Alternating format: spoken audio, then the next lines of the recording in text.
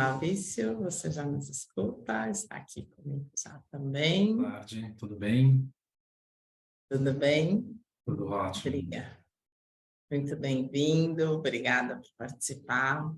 Obrigada a todos que estão aqui conectados com a gente ainda a tarde toda. A gente tem a missão, Maurício, de fazer o painel ser ativo e, ao mesmo tempo, manter a disciplina aqui do nosso horário, abrindo com as perguntas. Legal. Vou fazer uma pequena apresentação, depois eu deixo você se apresentar, para os que não te conhecem ainda, a gente entra na nossa, não é nem debate, né? Uma reflexão conjunta. Primeiro, a ideia desse painel, né, que é falar um pouquinho sobre os modelos de investment solutions, eu acho que ele vai muito além disso, né? Conversando com o Maurício, alinhando mesmo internamente, muito do que se fala hoje, e acho que talvez outro tema mais polêmico aqui, é sobre justamente as terceirizações, né? Todos os níveis de terceirização. Essa é uma tendência global em todos os sentidos. Então, né, muitas vezes a gente vê as empresas aí se atendo à sua estratégia foco e terceirizando outras funções, mas, ao mesmo tempo, eu acho que mais do que terceirizar no sentido, né, de reduzir, etc., é sobre profissionalizar, sobre ter parcerias, sobre tudo que foi discutido aqui no nosso painel de conselheiros também, né, de como a decisão ela é conjunta, a inteligência é conjunta, eu amei esse termo, esse case.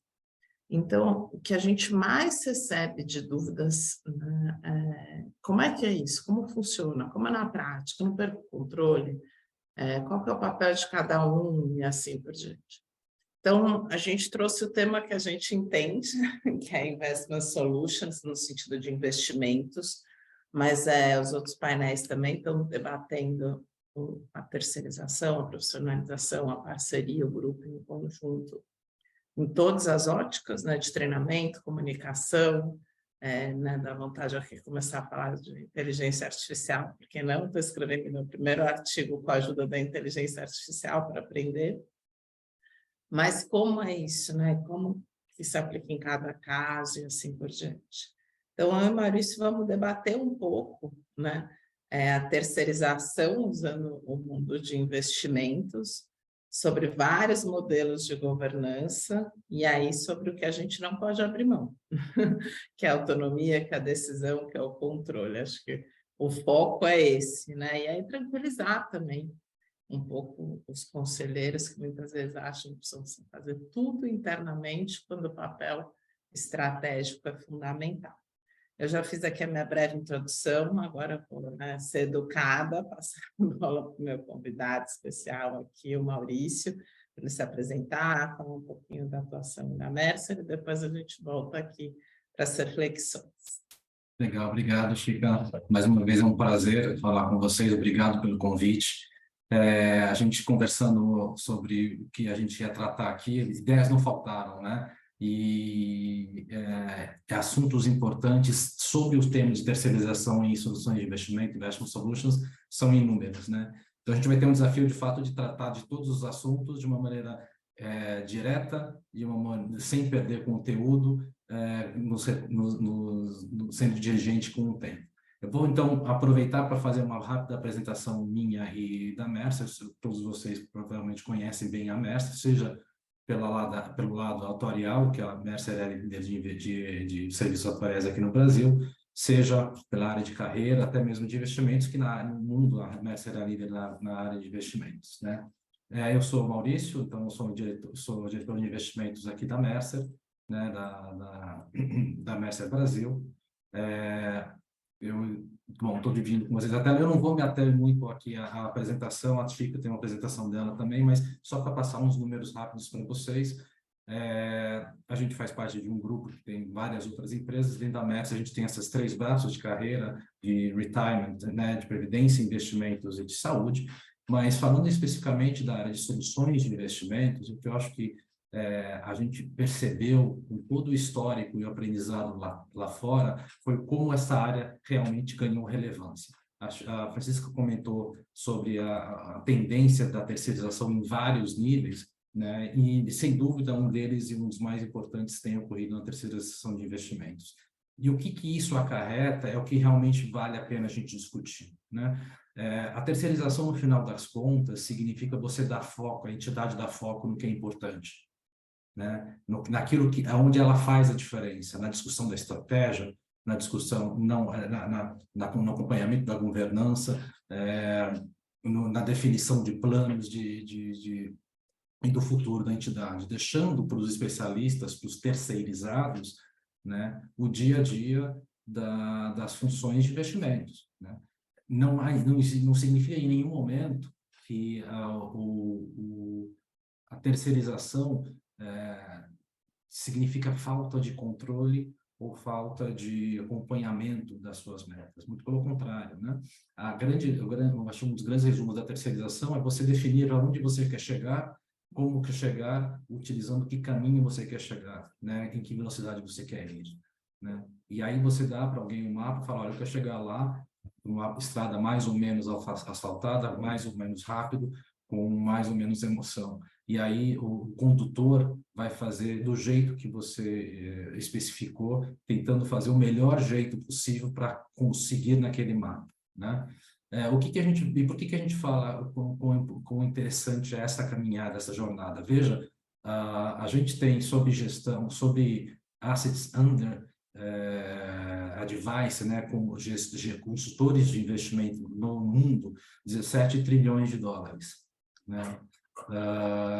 Aqui é um ranking, esse dado está um pouquinho diferente deste aqui na parte que diz respeito à gestão de patrimônio, porque esse é um ranking que foi disponibilizado por uma revista lá de fora, mas se vocês forem perceber, a gente tem 17 trilhões de recursos sobre consultoria, sendo que 415, aqui são 393 bilhões, já estão sob o CIO, que é essa terceirização de investimentos, né? E o caminho foi muito natural, né? Vocês percebam que, ao longo do tempo, a delegação começou a ganhar corpo no caminho em que a entidade, ou o próprio, não necessariamente só a entidade, né? O investidor, de modo geral, seja uma endowment, seja uma fundação, seja um family office, começou a pedir a nossa ajuda para descobrir como fazer, o que fazer, onde chegar, e chegou uma hora que falou, bom, já que você sabe de tudo, você conhece tudo isso, faz para mim, né? Então foi um caminho natural em que a gente partiu de um modelo, né, de gestão totalmente interna, né, onde tudo era disponibilizado e resolvido e gerido e tocado pelas áreas internas dos investidores, endowments, fundações, qualquer tipo de investidor qualificado e profissional, para modelos híbridos, né, que foram onde você tinha uma participação ativa de um consultor, mas com muita coisa ainda gerida internamente, para depois, passando para o consultor interno, chegar numa solução de delegação, né? E o que a Francisca comentou que é extremamente importante, que isso não significa em nenhum momento abdicar de controle, abdicar de governança e abdicar de decisões. É claro que o que a gente quer, né, num momento onde a gente busca, falando como investidor, por exemplo, eu sou diretor da ITQ também, do Fundo de Pensão do Mercer-Prev, é que esse modelo de gestão, né, numa delegação, né, me faça, como estava aqui dizendo no começo desses slides, eu me focar no que é importante para a entidade, né? Então, é claro que eu quero ter menos envolvimento da minha equipe interna nas questões de investimentos, eu quero ter uma velocidade maior na tomada de decisão, porque quem vai tomar a decisão é o gestor que está no dia a dia daquele negócio, né? Eu quero ter conforto com essas decisões, não porque elas são feitas de maneira interna, né? Mas porque elas foram decididas e delegadas por um gestor. Então, a ideia é que a gente vá partindo de definições que são muito internalizadas, né? Como aqui dentro da entidade, como um cliente, passando a grande parte dessas decisões que tomam tempo e dependem de um assessor, de um gestor terceirizado e conceituado e qualificado, por exemplo, como a TAG faz aqui no Brasil, todas aquelas ações e processos que tomam tempo e que carecem de pessoas qualificadas, né? Eu adiantei alguns slides aqui sobre o conteúdo, mas eu acho que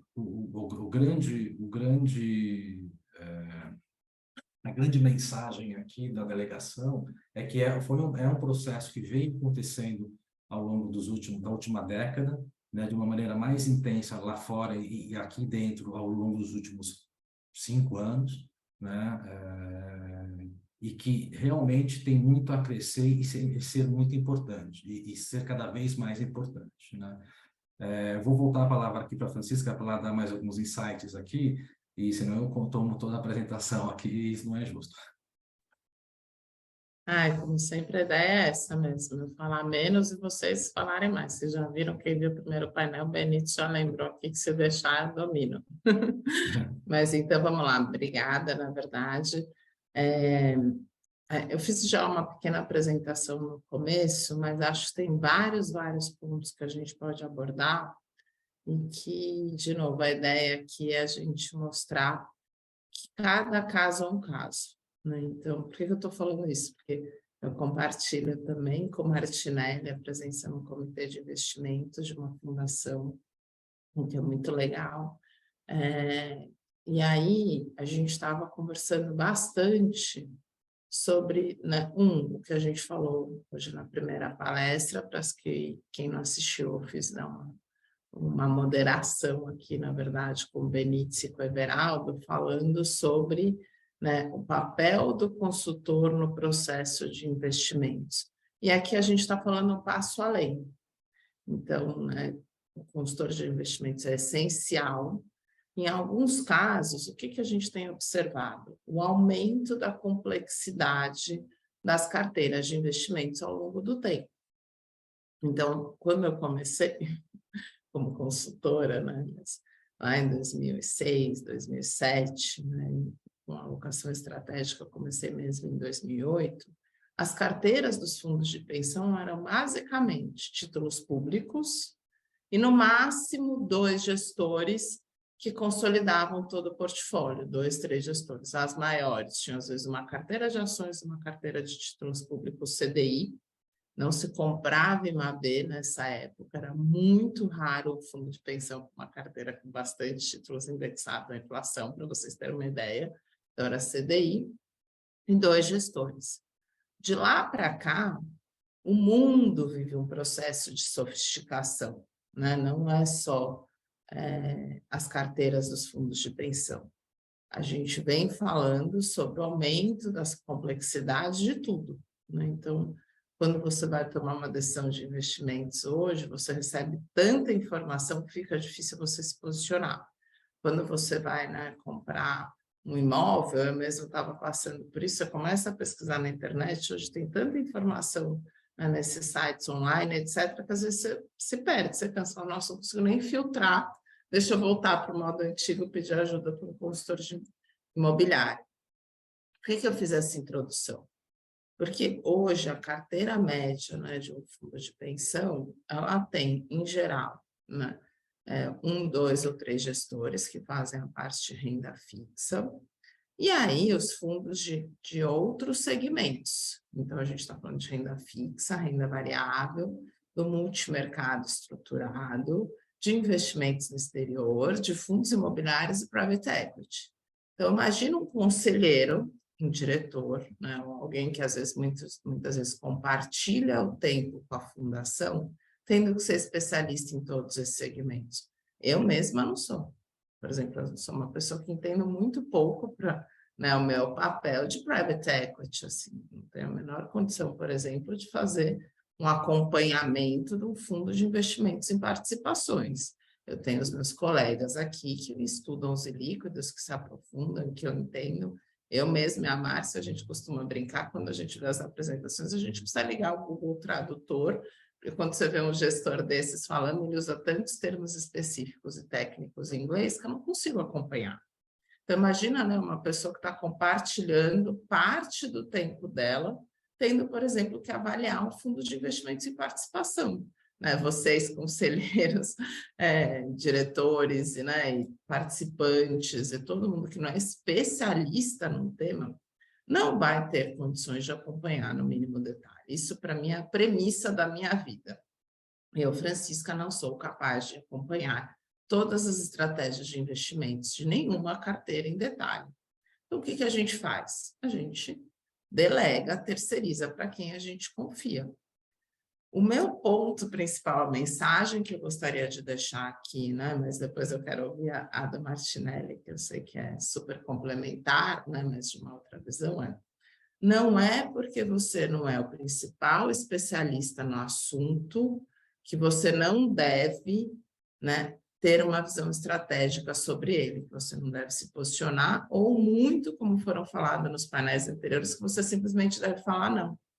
Eu não entendo de private equity, então acho que a gente não deve investir. Se for isso, a gente não vai sair do lugar, né? Porque, principalmente quem tem uma dedicação part-time, se só aprova aquilo que ela é especialista, a gente não sai no lugar. Então, como eu tenho que fazer para me sentir confortável? Eu vou fazer as perguntas chatas, né? A raiz da vida é fazer pergunta, né? De quem tem que participar de um processo decisório sem ser especialista. Eu vou estudar, eu vou ler, mas eu vou entender que o meu conhecimento chega até um determinado ponto. Então, o mundo vem, né, se sofisticando para que a gente possa tomar as decisões, avançar nessa escala de complexidade sobre tudo. Daqui a pouco eu falo sobre o mundo Bunny, que quem me ouviu falar nos outros eventos fala que agora eu só falo disso, né, que um dos pilares é isso, o mundo está se tornando incompreensível de tão complexo. Não é porque eu não sou especialista que eu tenho que voltar atrás, negar e não olhar, ou que eu acho que eu sou obrigada a ser o grande especialista de tudo, eu mesma sozinha dou conta de fazer tudo, todos os segmentos. Partindo desse princípio, talvez desse dilema, né, que é se sofisticar, acompanhar, controlar, fazer o nosso papel e conciliar esses dois chapéus, existe um mundo, né, de delegar, existe um mundo, né, de ter parceiros, seja interno, seja externo, mas polos de apoio que te apoiam. Então, esse é o nosso dilema, né? Essa é a questão posta aqui à mesa, que vai muito além da nossa atuação, a atuação de outros players, mas que eu passo a bola de novo para o Maurício comentar, e aí a gente volta para os causos aqui, que é o mais interessante. Não, legal, Chico. Você colocou várias coisas muito importantes e essa questão das perguntas, elas são uma boa referência de como começar a pensar sobre um modelo, né? Onde eu vou chegar, né? Quando você começa a responder algumas perguntas cruciais para a entidade, por exemplo, para o seu plano, você começa a ter um direcionamento de qual modelo de gestão que você seria mais adequado para vocês, né? Então, já começa pelo básico. Poxa, mas qual que é o tipo de qual retorno de objetivo, qual o objetivo de retorno que eu tenho para o meu portfólio? Lembrando, né, que um mundo como o próprio Francisco comentou, um mundo cada vez mais complexo, com um maior número de incertezas, em que o potencial de benefício que o benefício que o nosso participante terá no futuro depende exclusivamente da quantidade de contribuição que ele faz, do retorno que ele tem, essa resposta de qual o retorno, o método de retorno que eu quero para o meu portfólio é extremamente importante. Porque se eu subestimar ou se eu não correr o risco adequado para o meu portfólio, né? E se lembrando que não existe uma resposta única, nem uma resposta certa para isso, há várias respostas, todos adequados ao perfil, né? Mas qualquer subdimensão ou qualquer avaliação mais simplória que eu faça o que eu quero de retorno do meu investimento, pode significar que o meu participante no futuro ele não vai ter aquele benefício que ele gostaria de ter, né? Às vezes o participante não tem condições de aumentar a sua contribuição, né? Isso não é necessariamente fácil de fazer, né? Mas a entidade dar uma resposta para o participante no que diz respeito a outra perna desses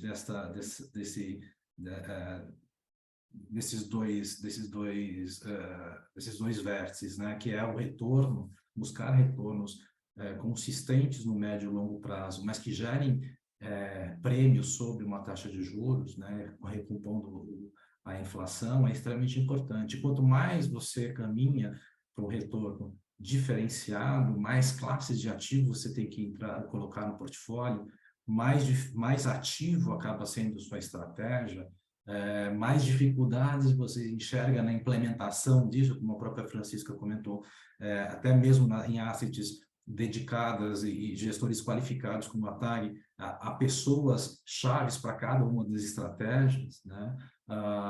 Então, quanto mais você as respostas são, olha, eu careço, né, de um retorno mais adequado, eu preciso acessar mercados diferenciados ou estratégias diferenciadas, porque é nelas que estão os retornos, os prêmios entre os prêmios sobre os investimentos, é neles que eu encontro uma maior flexibilidade, uma maior construção, né, de estratégias. Então, eu vou chegando à conclusão que o modelo de gestão interna, ele demanda muito trabalho, né? E demanda estruturas que nem todas as entidades, eu diria, particularmente pouquíssimas entidades, têm para fazer a gestão interna. E olha, veja, mesmo as grandes entidades que têm corpos específicos e dedicados 100% do tempo para a gestão dos recursos, também terceirizam parte dos recursos, né? Tamanha importância que tem você ter especialistas gerindo os seus recursos, né? A Francisca comentou da quantidade de classes de ativos que você tem na hora de construção de portfólio. Só um exemplo bobo aqui. Vejam que a gente, num portfólio referência normal lá de fora, a gente tem praticamente 14 classes de ativos aqui na parte de fora desse círculo, né? Falando, olha, a gente sai de estratégias muito pequenas, né? Ações, renda fixa, como ela comentou lá atrás, era um pedacinho de renda variável, um pedacinho de renda fixa, e segue o jogo. Renda fixa era a Selic, né? Era LFT, era CDI, e a renda variável era um índice Bovespa. As coisas foram se especificando, as coisas foram se especializando, o mercado foi cada vez mais se profissionalizando e trazendo estratégias mais diferenciadas, que para você buscar hoje um portfólio que responda aquela primeira pergunta: qual é o meu retorno de investimento? Qual é o meu objetivo de retorno? Você tem que compor uma carteira de tal modo que ele vai abranger uma série de estratégias para responder a um dado retorno objeto com um perfil de risco relativo a esta carteira, né? E aí, dando um passo adicional, né? Na construção desses modelos, dessas carteiras, algumas derivam ainda mais outras perguntas e que os gestores de investimentos aqui como a TAG ajudam a responder, né? Então, na hora que eu estou dentro de casa, eu contrato um gestor terceirizado, a gente lá na Mercer, a gente tem algumas perguntas que a TAG tem outras, mas o sentido é mesmo, é você responder, olha, aquela pessoa, aquela asset, né? Qual a capacidade dela gerar ideias?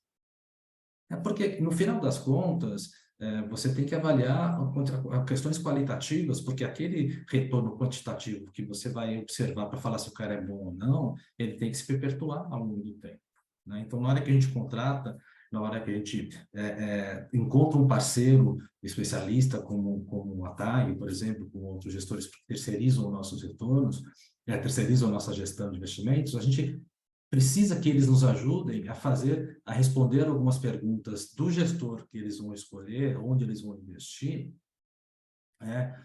para que a gente tenha certeza que a gente vai estar com os melhores, né? E esses melhores, eles mudam ao longo do tempo.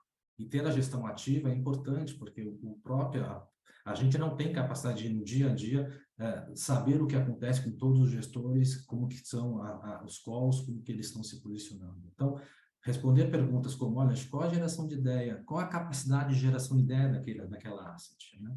O quanto que ele consegue transformar essas ideias, né,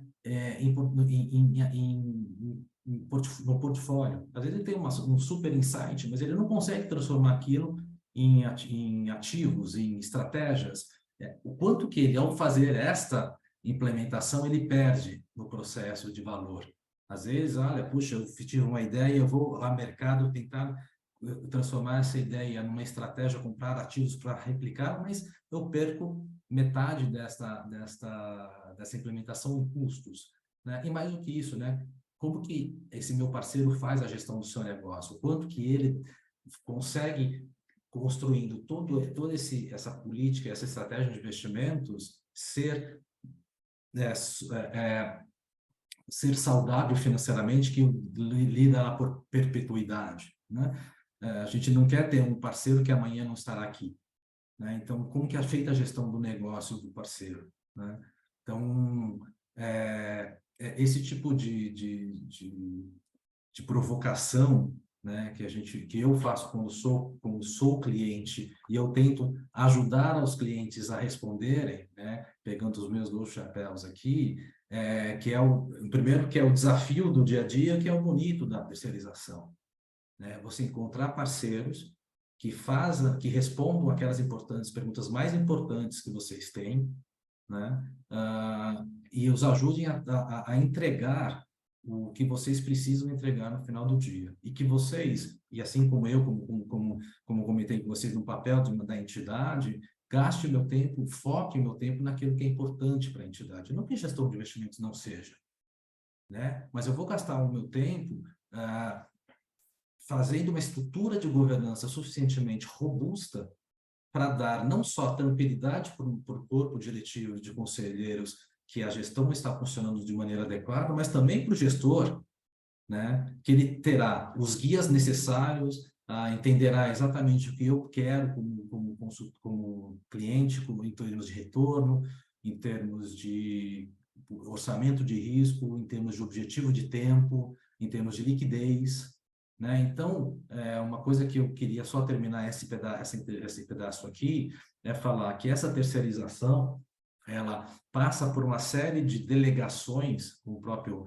nome de terceirização significa, né? Mas que ela não, no final do dia, ela não significa abdicar completamente do controle, muito pelo contrário, né? A estrutura de governança ela tem que ser robusta, não interessa qual é o tipo de modelo de investimentos, né? Os comitês têm que ser efetivos, com todas as políticas e conhecidas e bem desenhadas e documentadas. Tem que uma maior profissionalização dos envolvidos é cada vez mais bem-vinda, né? Os regulamentos e as regras têm que ser consistentes, frequentemente revisitadas, né? E tem que ter necessariamente um controle e um monitoramento constante dos resultados. Para saber, aquela figura de linguagem que eu falei no começo, né? Será que eu quero ir para um lugar, para um certo caminho. Será que eu estou no caminho ainda? Desculpa, Chica, pode falar. Não, na verdade, eu te interromper para falar o tópico que eu acho que é o mais importante. Como você terceiriza sem perder o controle e a autonomia? Então, vamos pensar em alguns cases, né? Primeiro, a gente tem algumas perguntas aqui sobre seleção de gestores. Então, tem fundações, né, que tem uma estrutura interna, tem os sistemas, né, tem experiência, tem vivência, tem um time dedicado, etc., que fazem seleção de gestores dentro de casa. Tem fundações que terceirizam isso para os gestores, né, para os consultores, perdão, e fazem isso através do apoio de alguém que vai lá, traz, né, traz todos os nomes, etc., faz um estudo, uma análise, e a entidade, junto com a consultoria, decide. O gestor de fundos, que é o alocador, a entidade vai lá, contrata um gestor de fundos, faz esse processo dinâmico, né, e tem que acompanhar e tomar decisão em gerência sobre isso de alguma forma, eu já falo um pouquinho mais sobre isso. Ou tem aqueles que vão lá e terceirizam a entidade, você citou aqui o exemplo do multipatrocinado, que é o Mercer Prévio. Em todos esses modelos, eu acho que tem um ponto-chave que é, e a gente conversou sobre isso, eu estou antecipando, porque você colocou isso muito bem, né, para mim, uma reflexão, e eu acho que é o ponto principal. O objetivo não muda. né? A responsabilidade não muda. A legislação, burocracia, assim por diante pode ser, mas a responsabilidade por cuidar bem daquele recurso não muda. Então, como fazer esse processo, né? De entender o nível de apoio que eu tenho que ter, a gente pode, na verdade, até estender um pouco a pergunta, né? Mas antes de falar como entender que nível de apoio eu tenho que ter, vamos guardar essa pergunta aqui para o segundo bloco, né? Como a gente terceiriza sem perder o controle? Como que é a sua experiência, tanto com os dois chapéus, né? No multipatrocinado como consultor, de ajudar as fundações a manterem o seu papel principal, que é o dever fiduciário de cuidar, né, daquelas famílias. Não tem dúvida, Francisca, é uma pergunta extremamente importante e de resposta não digo difícil, mas complexa, né?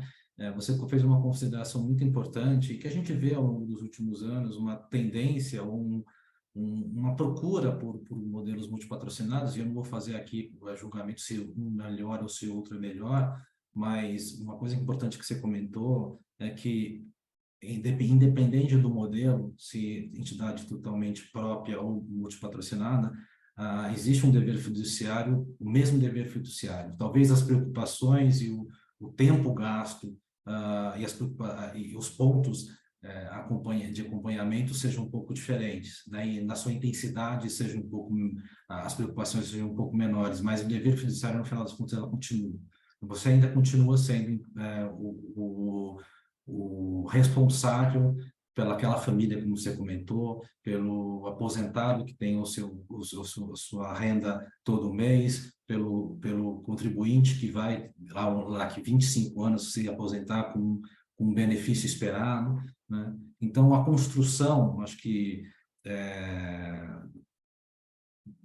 dos critérios de acompanhamento começam em primeiro lugar, da identificação que, olha, independente do modelo, o dever fiduciário ele é o mesmo, né? As necessidades de controle e de acompanhamento são as mesmas, né? É claro que quanto mais profissional for ou o corpo interno ou o gestor, mais isso é mais fluido, né? Agora, mesmo não sendo um corpo diretivo ou de conselheiros extremamente profissional, e não é demérito a ninguém, e sim o conhecimento em termos específicos, né? Você consegue buscar uma excelência na gestão e uma excelência na condução da entidade, seja próprio, seja multipatrocinado, estabelecendo controles, estabelecendo aqueles pilares que eu comentei, que eu mostrei há pouco, os que vão desde, olha, tenha muito claro quais são as suas estratégias, quais são as suas políticas, quais são os seus objetivos. Que isso seja divulgado a todos os stakeholders, né? E stakeholder aqui não estou falando só o conselho, diretoria, o gestor, não, até mesmo participantes fazendo parte disso, né? Todas as políticas, independente de modelo, tudo tem que estar muito bem claro e documentado, né? Você tem que ter, então, de fato,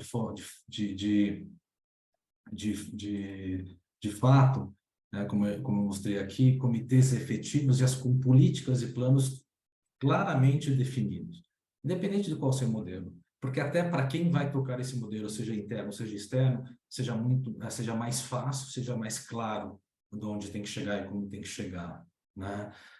Que exista um acompanhamento, né, e uma implementação, né, profissional e contínuo acompanhamento, né?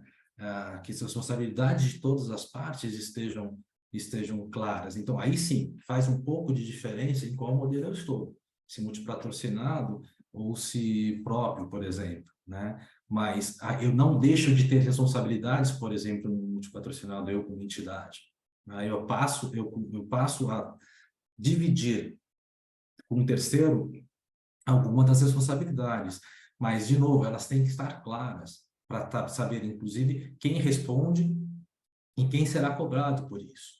Isso também faz parte da contratação de um gestor. O gestor tem que saber também quais são as suas qualidades, o que se espera dele e, efetivamente, como ele será remunerado. Gente, aqui a gente às vezes é impelido a buscar cada vez modelos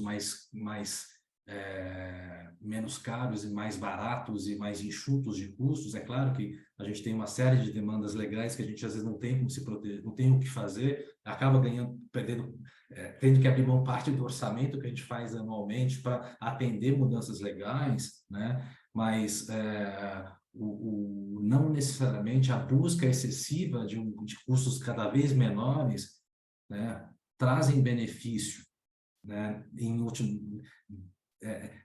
inquestionáveis para o plano, né? Se você abrir mão de qualidade, né, não necessariamente um custo que pode até não ser menor no segundo momento, ele é totalmente benéfico para o plano. É claro que todo mundo vai buscar a racionalização, a melhoria e os menores custos para os seus planos, né? Mas esse não tem que ser o principal driver, né?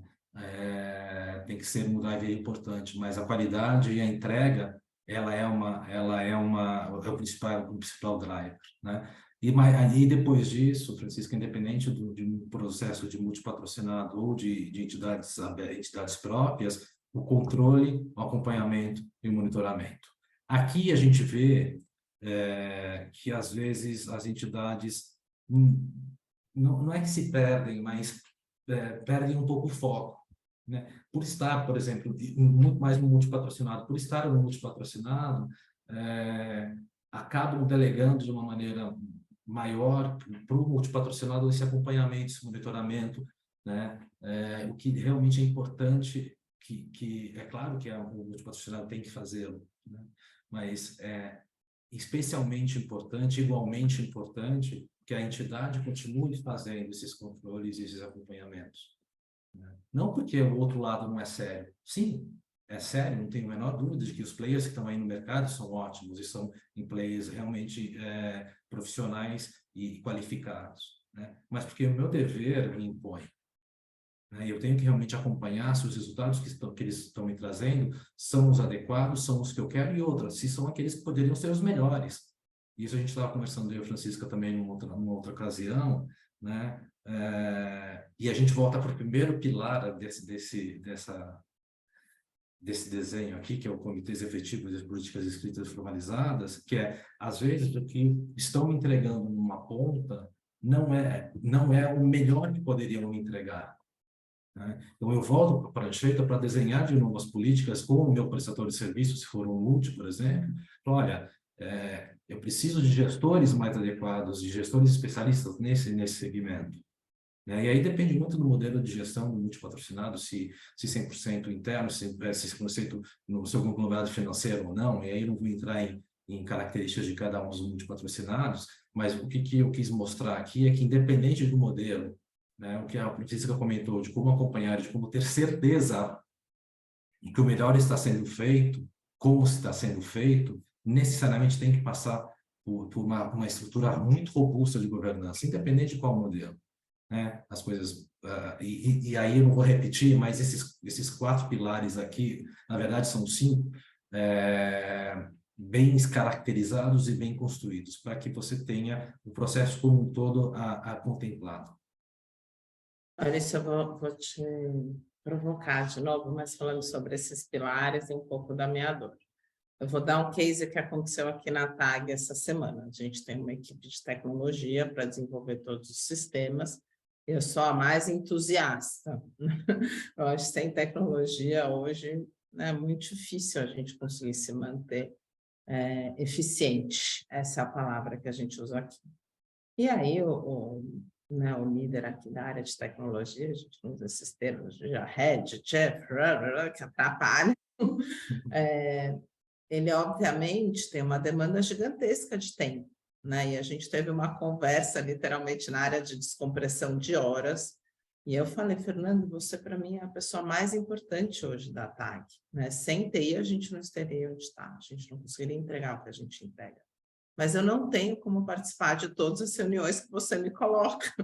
Eu não consigo acompanhar em detalhes o relatório de risco que tem que sair do sistema. Isso não quer dizer que eu não acho importante, isso não quer dizer que eu não participe. Ao mesmo tempo, ele falava, cara, você me demanda um relatório e aí, ao mesmo tempo, eu marco a reunião, você não consegue entrar. Esse é o dilema da sociedade atual. Então, o que eu brinquei com ele, eu falei assim, Fernando, nem vem, quando você precisa, né, brigada, porrada, eu estou sempre lá do seu lado, só me fala o que eu tenho que fazer, que eu faço. Essa frase, para mim, define o dilema atual e define os modelos que a gente tem que lidar com terceirização individuais. Então, justamente quando a gente fala, olha, você vai delegar, você vai para o multipatrocinado, você vai ter um consultor, você vai ter alguém de Investment Solutions, mas você tem que acompanhar, você tem que ler, você tem que ser especialista, dá pânico, né? Assim, eu mesma, como, né, gestora aqui da TAG, com o meu papel de liderança, e eu sou, né, do tipo que quer entrar, quer entender, quer questionar, eu só sobrevivo, né? Eu só aprendi a respirar e dormir, não estou internada, porque com o tempo a gente precisa entender que o nosso papel é até um certo ponto. Então, a gente está com super pouco tempo aqui, né? Mas já vou começar a falar um pouco sobre isso. Então, vou dar o exemplo do fundo de fundos, que é o que, né, a gente tem visto muita procura nas fundações, muitas. Quando alguém me procura, né, e fala, eu quero ter um fundo de fundos, mas como funciona? Eu não quero perder a autonomia, né? Como é que isso vai funcionar na prática? Hoje sou eu que escolho os meus fundos. Falo, olha, se você acha que você vai ter menos trabalho, provavelmente não. Por quê? Né? Qual que é o nosso papel? A gente faz call com todos os gestores de todos os segmentos, né? São mais de 100 calls mensais. É difícil imaginar uma fundação que possa fazer 100 calls mensais com a estrutura que ela tem dentro de casa. Eu vou resumir esses calls, eu vou sintetizar a carteira, eu vou usar a minha tecnologia para fazer o quê? Comunicar a quantidade de informação que a gente tem hoje, sintetizar e mostrar. A primeira coisa né, você tem que ter uma relação de confiança com alguém. E depois eu tenho clientes que analisam cada uma dessas carteiras, fazem call com uma boa parte dos gestores principais, pelo menos os principais, nos questionam, fazem um controle ESG, que é outra pergunta que tem aqui, né? A fonte de dados ESG é extremamente difícil, tá, Diego? Já respondendo a sua pergunta, né? São consultorias especializadas que produzem os dados ESG, né? O dilema do ESG é a falta de dados. E aí você usa a gente, né? Usa os parceiros também, né? Para fazerem isso. E eu consolido, eu levo esse book de informações para o meu cliente. Tem um cliente que fala, obrigada, eu sei o que está acontecendo. Então, no dia seguinte, né, do evento que a gente teve de crédito esse ano de Americanas, com esse controle, a gente tinha a posição que todos os clientes tinham exposto. Eu não estou falando isso aqui para vender, tá? Estou falando de estrutura. Então, no dia seguinte, o que um diretor que terceiriza precisa? No dia seguinte do evento, qual a minha exposição em Americanas? Ele recebeu isso. Ele não perdeu o controle, ele não perdeu o entendimento, ele não perdeu a decisão estratégica, que é o quanto eu quero diversificar, onde eu quero diversificar, etc.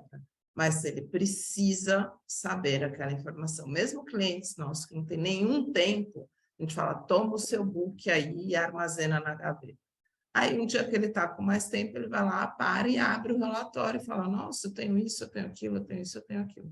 Mas ele precisa ter, primeiro, a relação de confiança, que parte de todo esse processo que o Maurício falou.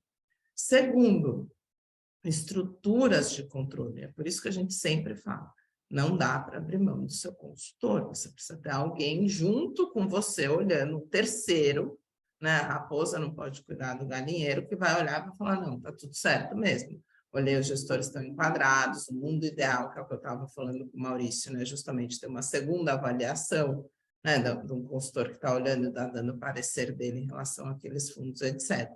Mas com isso você criou o quê? Estrutura de informação.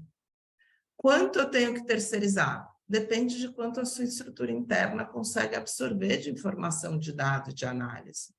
Quanto menor e mais enxuta a estrutura interna, mais mastigado você precisa que essa informação chegue, até o ponto que talvez seja um relatório semestral do multipatrocinado, que você tem condições de avaliar. Mas você não pode, em hipótese nenhuma, parar de acompanhar. Você precisa, né? Uma vez que você tem um dever fiduciário, seja pela sua aposentadoria, seja pelos de terceiros, né? Não importa que estrutura você tem dentro da empresa, da fundação, que quer que seja, você precisa receber informações que te dêem um panorama, e aí sim, com base nisso, definir os controles e os critérios que você vai fazer.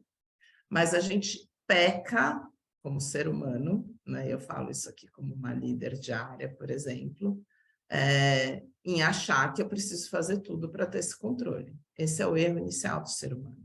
Então, a gente estava falando muito sobre isso quando uma empresa decide terceirizar para o multipatrocinado, ela achar que ela não vai ter que acompanhar. Pelo contrário, ela vai receber menos dado, vai ser mais desafiador.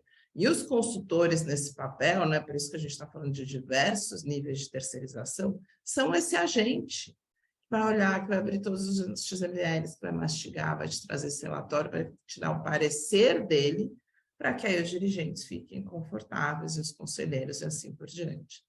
Mas esse dilema, né, de Tostines, que é o que a gente vive no mundo hoje, eu tenho muita informação, não consigo analisar e qual que é o ponto ótimo, ideal para mim, que é o que a gente quer pôr na mesa, né, e trazer esse assunto para a discussão. Perfeito, Isso, você colocou pontos importantíssimos, Francisca. Deixa eu ver, a gente tem 5 minutinhos, né? Tentar resumir aqui, eu acho que eu não tenho nem muito o que adicionar, porque eu concordo praticamente em tudo que você comentou, aliás, em tudo que você comentou, e parte do que você falou também estava naquelas perguntas que eu dividi. Cara, depende muito, mas muito do modelo que a entidade tem hoje, né? Então, responder aquelas perguntas, não só de qual é o objetivo, qual é tudo, mas eu tenho capacidade, eu tenho equipe, eu tenho tempo, eu tenho condições, eu tenho conhecimento para fazer a escolha do melhor gestor, a avaliação, as mudanças, o acompanhamento, né? Então, voltando àquela minha frase inicial, terceirização foca o seu tempo no que é mais importante, né? E naquilo que você consegue adicionar valor para o plano, né? Desenhando políticas de investimento, objetivos de retorno, orçamentos de risco e estratégias de médio e longo prazo, para que um gestor especializado execute aquilo da melhor forma, da forma excelente, né? E depois disso, acompanhe, não perca, como a própria Francisca comentou, controle da situação. E controle da sua situação não significa você estar no dia a dia operando o caixa do fundo que a entidade investe, não é isso, né? É você saber se o caminho traçado ele está sendo seguido, se a velocidade determinada não gerou nenhuma multa, no excesso de velocidade, se você está realmente pela estrada que você queria, se não trouxe nenhum tipo de atalho que não era o adequado. Então, o movimento de delegação, que é o que a gente comentou aqui, que resume aqui um pouco nesse slide, você ficar 100% focado em estratégia organizacional, investimentos, planejamento, definição de política, de objetivos, de retornos, e você terceiriza para aquelas pessoas que sabem fazer, né, todo o processo de gestão e de asset allocation, como a Francisca comentou, né? Isso não significa que você deixa de fazer tudo isso, como a própria Francisca comentou, né? Mas quem vai gastar tempo e pestana e fósforo com isso a quem é o parceiro, né? E depois você vai continuar no processo, envolvido no processo, acompanhando, monitorando, fazendo as avaliações, né? Porque até para a própria Francisca e a TAG é importante ter uma segunda opinião, como ela mesma comentou. Na hora que ela fala, olha, eu fiz um due diligence num gestor, eu defini que o asset allocation vai ser tanto em renda fixa, tanto em renda variável, tal. E eu defini para esse segmento, a partir de um due diligence, este gestor e este fundo, para ela é interessante também ter uma posição de uma segunda opinião, né? O dever fiduciário, a gestão discricionária é dela, né? Inclusive até dado pela CVM, mas por que não adicionar valor no processo, né, Francisca? E tendo parceiros que ajudem nesse processo. Por isso que o consultor, né, desde o do modelo estratégico, onde ajuda junto com um modelo de soluções de investimento, como a TAG faz, que vai lá desde o começo ajudar a construir a política de investimentos, construir a sua estratégia de investimentos. O consultor vai estar presente ali também. Às vezes o seu modelo de gestão da entidade não traz esse envolvimento do gestor naquele começo, né? No que é importante na geração de ideias, de estratégias, de políticas, né? mas o consultor não só é importante naquele momento, mas também no momento de adicionar valor a todo o processo, seja no estudo técnico, que é a IDM, estudo técnico, que é a Cash Flow Match, ou seja numa discussão de final de ano para a política de investimento no ano seguinte, ou de uma avaliação de um fundo sugerido pelo gestor, ou até mesmo no monitoramento, né? Um segundo olhar também é importante para o gestor, né? Para a fundação é essencial, mas para o gestor também é importante. Falar, gestor, o meu controle está apontando que deu é isso mesmo? Perdi alguma coisa? A marcação está diferente? Esse tipo de coisa, porque todos saem ganhando no modelo em que se soma, todos se somam, né? E eu acho que é por aí o que eu queria comentar sobre esses pontos que a Francisca comentou. Tem uma pergunta aqui, até nesse sentido, que nessa parte de due diligence, né, que a gente comentou aqui, a Francisca tem também como contribuir aqui, porque é o que ela faz, né? A gente foca muito não só na análise quantitativa dos retornos, né? E os retornos, eles nunca vêm sozinhos, eles vêm em conjunto com o risco corrido, né, que se acaba se transformando em índices de Sharpe, de outros índices de eficiência, né? Onde você tenta identificar como o gestor é em termos de atividade, em termos de desenvolvimento das suas teses, implementação dessas teses, o quanto que ele transforma isso em retorno, o quanto risco ele correu para fazer isso, né? Então, o due diligence e as avaliações de gestores, que está aqui na pergunta, ela considera tanto quantitativo quanto qualitativo. A gente tem modelos que vão entre 40, 60, 60, 40, depende muito do cliente que é, mas a gente nunca abre mão do qualitativo, né? Porque ele que vai dar perenidade, ele que vai mostrar que, olha, aqueles bons resultados ocorridos no passado foram bons, e podem ser replicáveis? Pode ser replicado? Sim, podem, porque eles têm capacidade, eles têm condição, eles geram os negócios e as políticas são muito bem claras, as estratégias de investimento e os fórmulas de decisão são muito bem construídos, né? Então, isso é super importante, uma avaliação e seleção de gestores, não só o quantitativo, mas o qualitativo também. Olha, pessoal, vontade de continuar falando sobre isso também, mas vamos ser disciplinados, 18h03, encerrar esse painel também. Amanhã tem mais. Todo dia a gente está vendo aqui vários elogios pela qualidade das discussões. Maurício, muito obrigada, realmente. Eu gostaria de ouvir muito mais sobre a sua experiência em relação a isso. Vamos criar outros e outros momentos para a gente trocar ideias. As perguntas estão muito boas. Então, vou agradecer muito a sua participação, já fazer as frentes aqui, te deixar à disposição para perguntas, né, que a gente está recebendo e não está conseguindo fazer. E aí eu vou chamar a Márcia comigo para a gente encerrar, mas primeiro, né, passo a palavra aí para você. Muito obrigado mesmo, então, Francisca. Eu não sei se posso chamar de Chica na frente de todo mundo, na frente de 500 pessoas. Eu já chamei 2, 3 vezes, falei, não, vamos chamar de Francisca, mas... Já se foi o tempo que eu teimava com isso. Muito obrigado pela oportunidade de falar com vocês. Parabéns pelo evento, né? Na hora que eu entrei aqui, tinham mais de 600 pessoas. Isso mostra o sucesso que é esse painel. Esse painel não, esse evento e os painéis só tem quantidade de gente assim, porque não só os assuntos são muito bons, mas também os convidados que vocês trouxeram agregaram valor para as discussões, né? Então, parabéns pelo evento, muito obrigado pela oportunidade. Vamos fazer outros juntos e contem sempre comigo. Prazer, gente. Boa noite. Obrigada.